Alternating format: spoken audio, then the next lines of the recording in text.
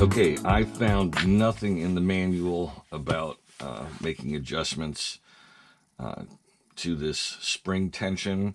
I'm just going to leave it here for the time being. This is going to be something that is kind of done by feel and how the car runs, how much slippage you need. But I'm sure there is literature somewhere on the TLR site for the clutch and adjusting it. So I will look into that later on. And like I said, I'm considering doing a at least one separate video that just talks about tuning the truck. And so that's where I would put that information. So if you're following my build, like I said, I would just make this flush so it holds everything in place. And then before you run it for the first time, make sure to find the video on this or watch the whole series. It'll be in here somewhere. So that's a nice smooth transmission right there. I can just spin it and let it rock. That's really nice. Good things. Okay, so now it is time to build axles. Oh, and just FYI, a few of my tire choices came in. I'm going to be, for indoors, I'm going to be setting up four tires, 2 sets. I'll have 4 wheels with this tire right here. It's called the Bald Eagle. It's a Proline tire. Total slick. And it's purple, which is their clay color compound, the tread compound. And another option for indoors, I'm going to have 4 of these as well. This is J Concepts tires. It's called the Octagons. It's close to a slick, but it's got a little tread. And let's see, this is the green. Their green compound, which doesn't necessarily translate to Proline's color compound. And it just says green compound, doesn't say if it's for clay or not. And let me see if there's anything else in here. I'm sure I can find their, let's see, tire compounds. Okay, green dot is super soft. So, dirt and sand compound.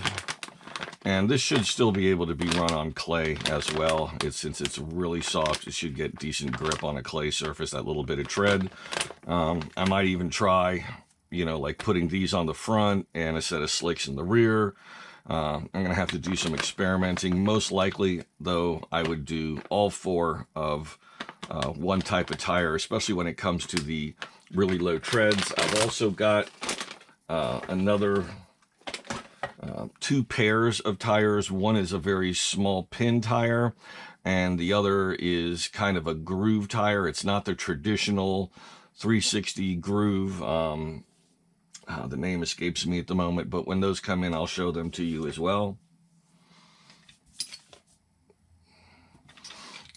It's expensive to buy several sets of tires all at once. It can be because you're buying wheels, you got to glue everything up.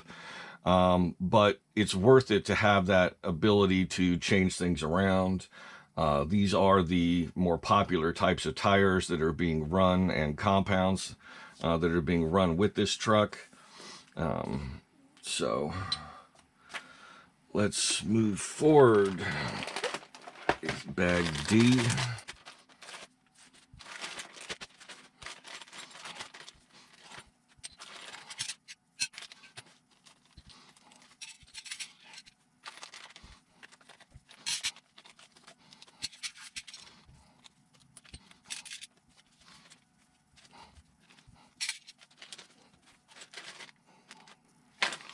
Okay, I don't need these at the moment.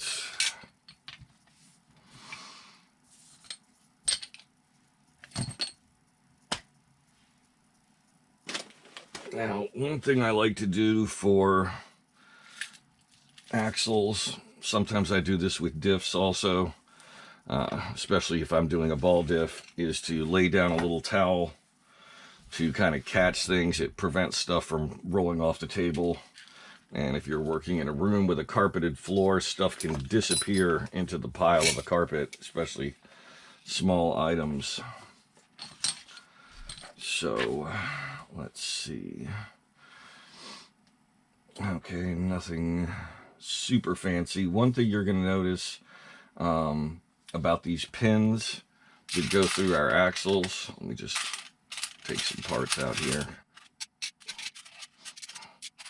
Okay, these pins pass through and provide a rotational element for the CV, or constant velocity joint. Now, they are held in place when they pass through this barrel. A grub screw is tightened down on them. You're going to want to use a little Loctite on that, and I recommend doing this immediately while it's dry, because once you get everything greased up, you're not going to be able to get clean those threads out and get Loctite on them. Some cars, they don't use any type of retention. The hub is designed such that this end of it goes into something that retains, like a ring that retains this pin for you. But on these, we need to anchor that. So again, the first thing I would do is I'm going to prep these barrels here so they are ready.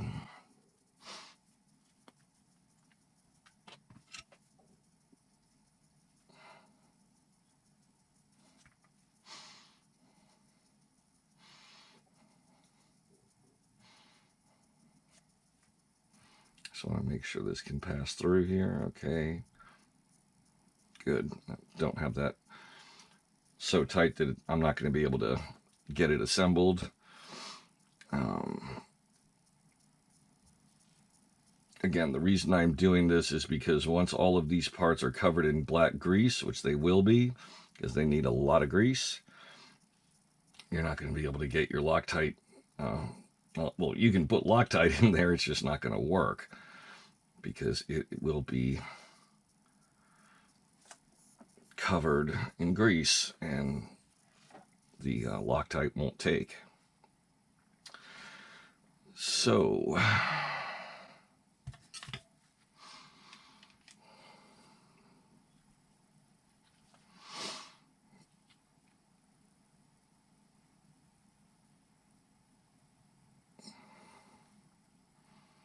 you cannot over grease this during the assembly phase, certainly, and you want as much in there as possible for the running phase.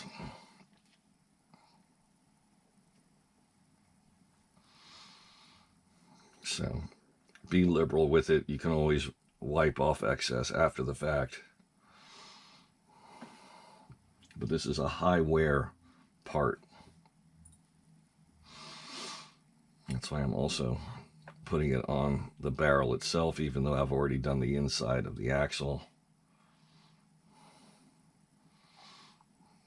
See, because a lot of it just gets pushed out.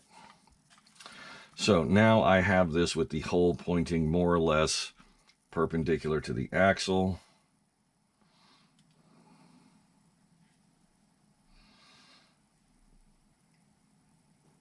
And this is kind of a trial and error thing. As you can see, I've done it before. It went together nice and easy. Now that the pin is in, I'm holding the pin from either side so it's equidistant or centered.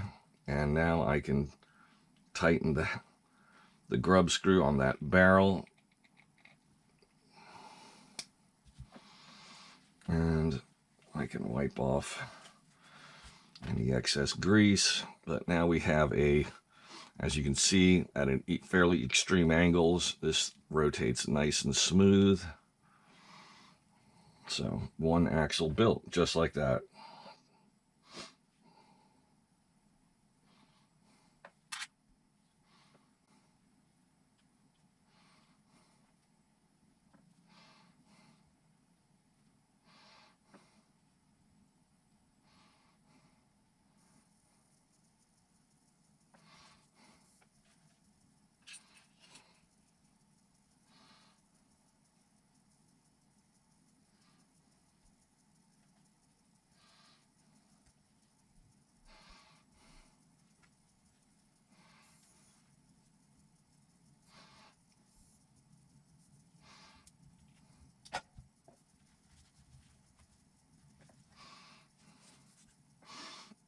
Axle number 2, all done.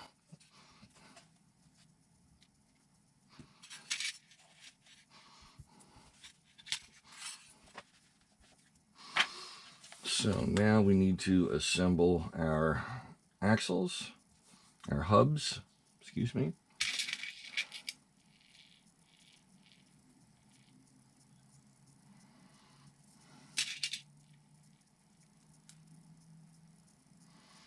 It's really nice that they started doing these aluminum caps. That provides a lot more strength. It's a lot harder to tear out a ball stud. I'm going to go ahead and use titanium. There's a little screw that anchors these. And again, this is unsprung weight. So anything I can do to reduce unsprung weight, I do, even if it's just a fraction of a gram.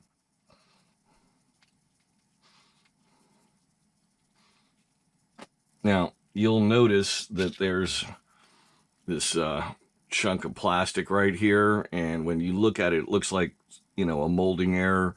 Do not trim that off. That holds this in place here.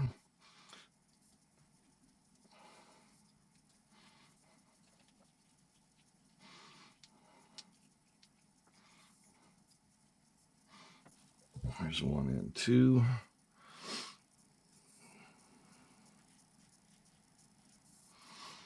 Okay. Now there's no left or right axle, but you will notice that the inner bearing is bigger than the outer bearing. So go ahead and press those in. Then we have a spacer right here. That basically just keeps the inner reeses at a specific distance apart. So easy way to go with this is just slide the bearing onto the axle, slide our spacer in place, feed this through, and then press in the bearing. Then we can put our retaining pin in place.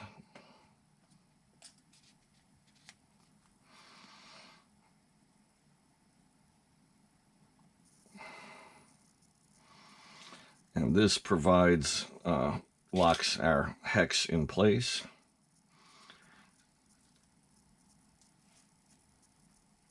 And then we have these little screws right here.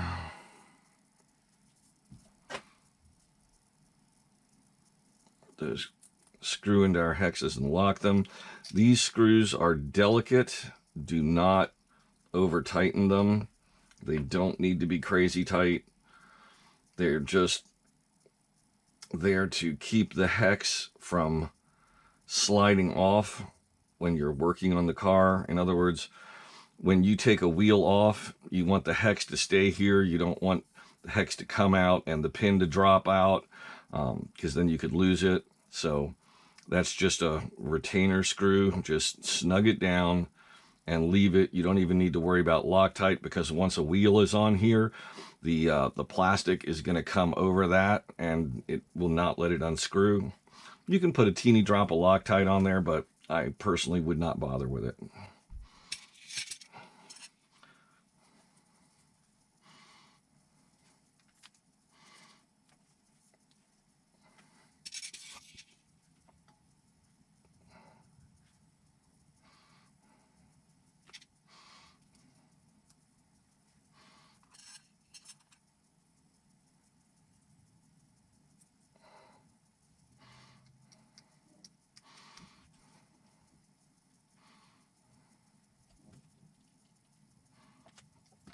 Okay, 2 axle assemblies now. The last thing we need to do is put on the 2 ball joints, and I do not have titanium for these at the moment. I will be replacing these with titanium ball studs, which are on order. Just getting the grease off my fingers. this is one place that I would not use either grease or Blistex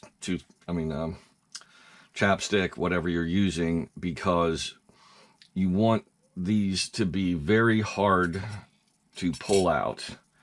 And another thing that I'm doing is the ball studs I am ordering are longer than these. If you look at this, we've got a 2mm spacer, okay? And then we have this metal plate here, which is not threaded. So if you look, we don't have that much thread for this to go through. So I'm using I've ordered a ball stud that is 2mm longer. It'll go a little deeper into the plastic.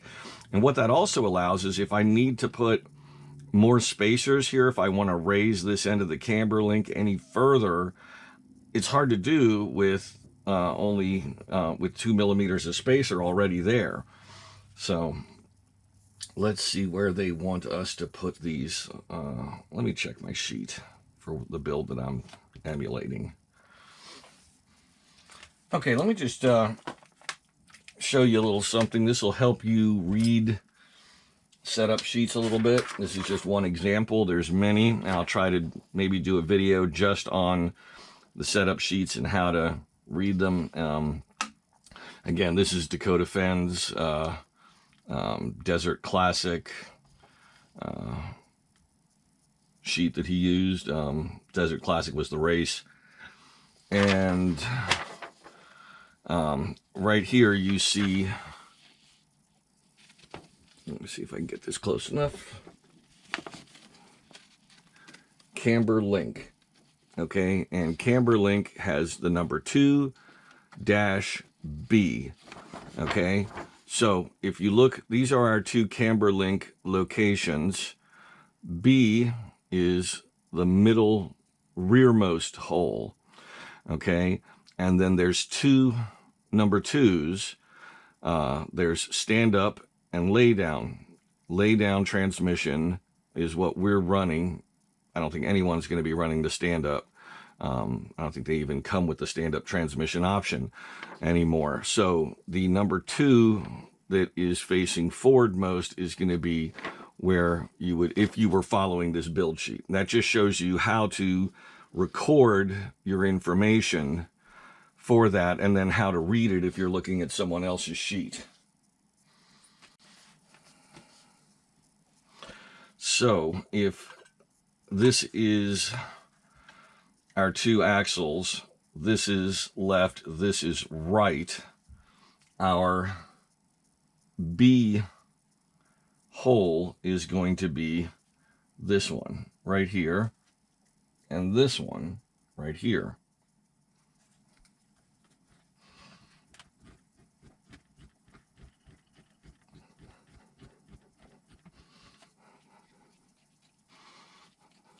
When you're doing these, try to apply as much downward pressure as possible when you are getting this started, because you want it to start cutting threads. You don't want it just rounding out the top of the hole. Another advantage to these aluminum plates is that it's hard or near impossible to crush your spacer unless you were running plastic spacers. But you can't tighten this down to the point where you would be making it inaccurate because you're shortening it too much by crushing it. You could tear the threads. So when you reach bottom, stop.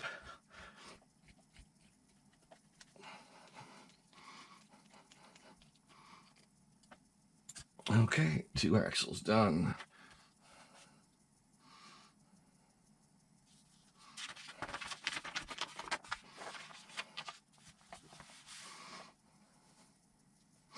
Okay, I'm not going to be using those.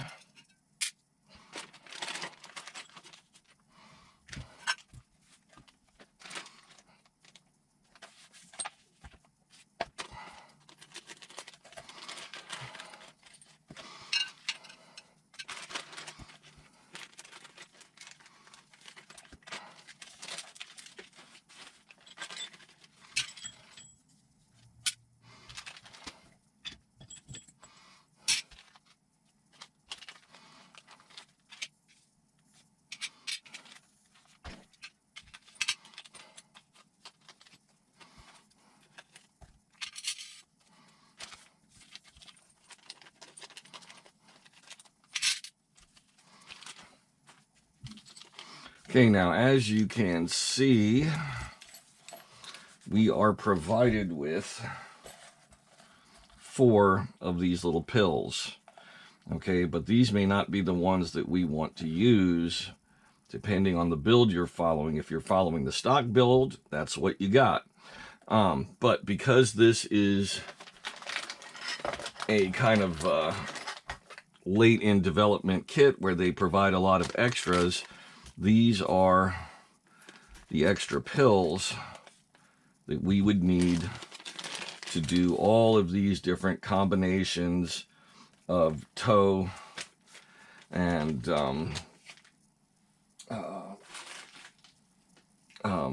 anti-squat, excuse me. So the rear block here says LRC, low roll center, and so does the front one. So the rear pill gives us our anti-squat. It's how high or low the pin is going to be at the rear. So that angles our rear swing arm, okay? And that gives us anti-squat. And that's a whole other topic for discussion. Now, the front one, as you can see, the ellipse is left to right versus up and down, okay? So this one controls our toe. So that would be how close these are together at the front or how wide. So that either toes our wheels in, brings them to neutral, or toes them out. Now, most cars, especially two-wheel drives, run with a good bit of toe. When the rear tires are driving towards each other, of course, you're going to get some slippage, unlike with a solid axle where they both are fixed at centered. By towing them in a little bit, especially under hard acceleration, it helps keep the car going in a straight line instead of letting it wander, potentially. So that's what those two in brief are. So let me check the settings that I'm going to be using here. And again, how to read your spec sheet. Right here, we have toe inserts and anti-squat inserts. Those are the 2 pills, and you would just check the box for the appropriate number that you are going to be using. So in the case of anti-squat, they recommend 2, and in the case of toe, for this build sheet, he is using 3. So he is using the stock pills. So for our rear, our front toe, we need 3s, and we need them pointing outward. You see there's a little arrow there. If you were to turn it one way versus the other, you're moving the location, because you can see the hole is not directly in the center here. So this will give us 3 degrees of toe, which is a fairly standard rear toe measurement. So we want to put the arrow outward on each side. You wouldn't want to put the arrow going in the same direction. That would basically tweak your car.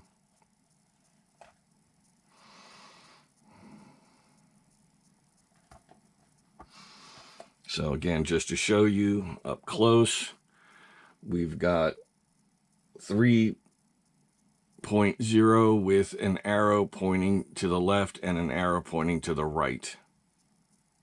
If you did it the opposite direction, you'd be towing outwards, and you wouldn't want that. And this one, we want 2s, and we want them facing the arrows pointing upward.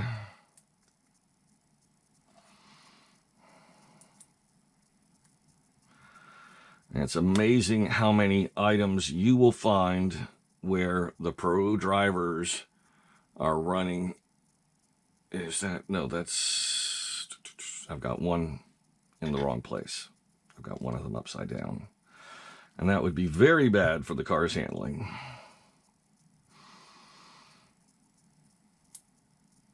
Always double check.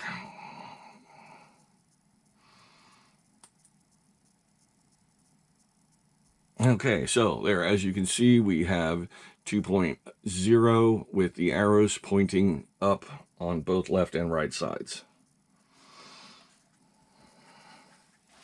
So what I will do is I will trim off all of these little pills, and I'm going to put them in my parts box here. So if I want to try a different setting at the track, I will have those parts. And as you can see, that's a very easy change to make.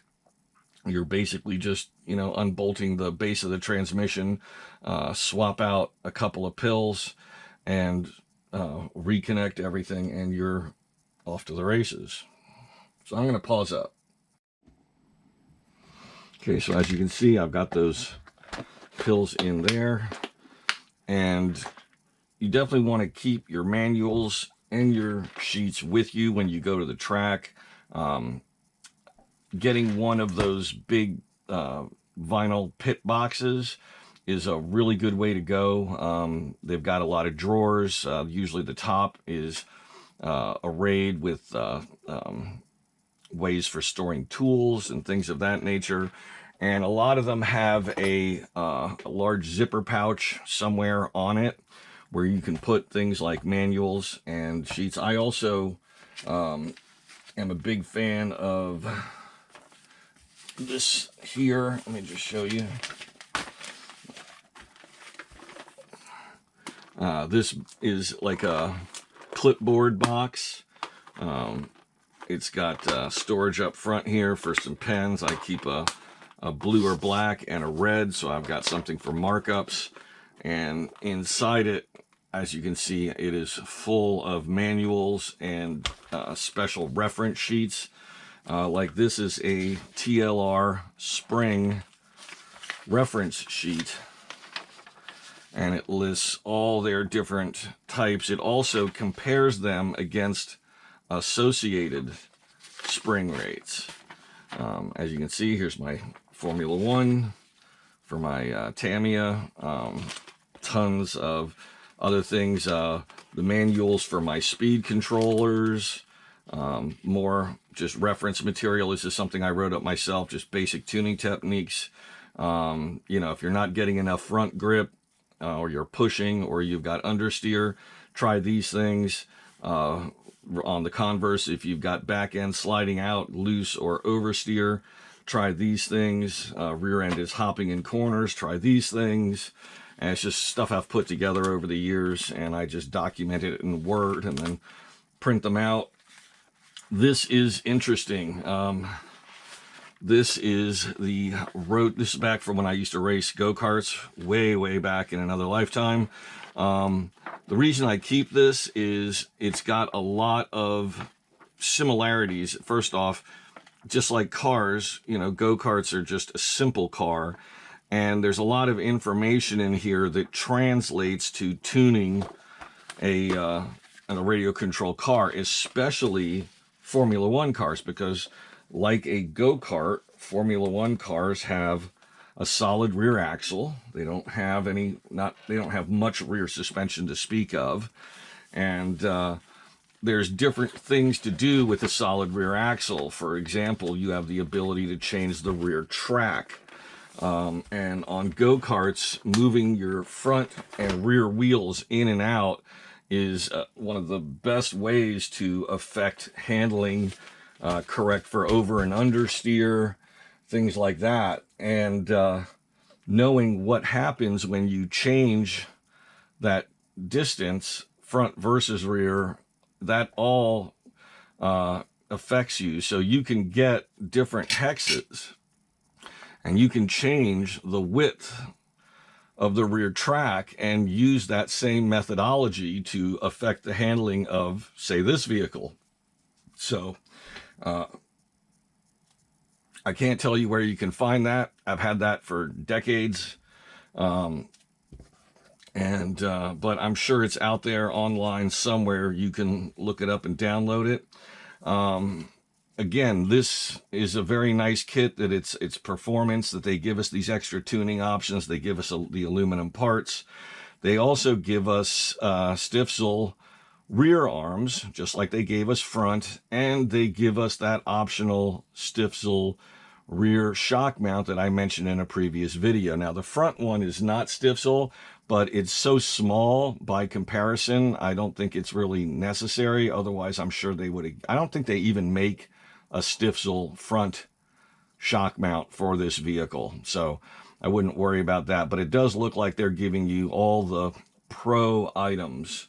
So, over testing, they've noticed that these items just perform better for this vehicle. And so instead of making you buy them separately and shipping you the standard plastic, they did this upgrade 4.0 version, and they give you all the goodies that really work well with the car, which is very nice. I don't know if you've noticed this. I was going to mention this in a larger video. Since the viral outbreak that slowed our economy down a lot, that really cramped the RC hobby because you couldn't get, especially for indoor racing, you just couldn't have that many people inside together. Masks or not, at least for a while. And the industry really slowed down. Anything you can do to support your local hobby stores, to support the industry, you should do it if you want it to be around down the road. You may have noticed that over,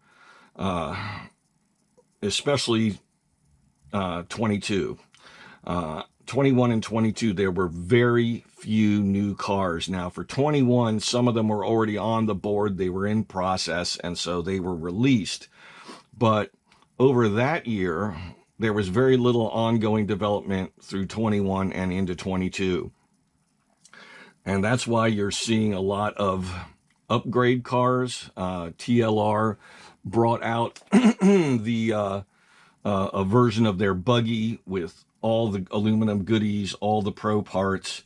And basically what they were doing was packaging things they already had into what you would think is a new vehicle, when in fact it was just an older vehicle where you got all the tuning parts. I don't mean old like ancient. I mean the last generation.